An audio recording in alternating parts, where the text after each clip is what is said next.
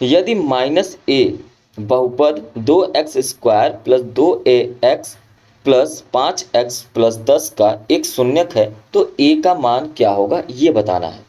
ठीक है, अब यहाँ पर थोड़ा सा आपको ध्यान से समझना होगा कि यहाँ पर ये जो x का मान दिया, x का जो मान आता है ना वही शून्यक होता है। तो यहाँ पे जो x का मान आया है वो पहले ही बता दे रहा है कि वो एक जो शून्यक है वो माइनस ए है। क्या है? माइनस ए है। अतः हम लोग ये समझ गए कि यहाँ पर जो x का मान रखना है वो माइनस ए रखना है। तो हम लोग क्या करेंगे, पी एक्स बराबर लिख लेंगे 2x² plus 2ax plus 5x plus 10। अब यहाँ पर आपको पता है कि x के जगह पे माइनस ए रखना है, तो हम लोग यहाँ पे सभी मान को रख लेंगे।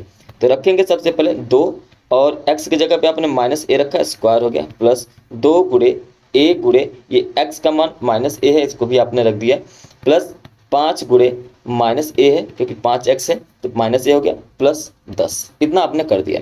अब इसके बाद आगे क्या करेंगे, ये माइनस माइनस है तो प्लस हो जाएगा, तो ये 2a² हो जाएगा, प्लस अब इसके बाद क्या है 2a। अब यहाँ पर देखिए प्लस और ये माइनस मिलकर क्या हो जाएगा, माइनस हो जाएगा। अतः आप यहाँ पे माइनस कर लीजिए, माइनस हो गया। अब ये कितना हो जाएगा, 2a² हो जाएगा।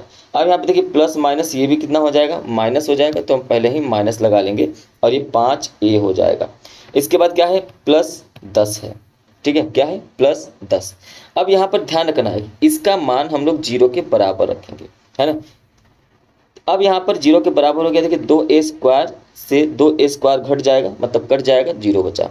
लेकिन इस माइनस अब बचा क्या, 0 बराबर माइनस 5a प्लस 10 बच गया। माइनस 5a को इस तरफ भेज दीजिए तो प्लस 5a हो जाएगा, तो 5a बराबर लिखेंगे 10।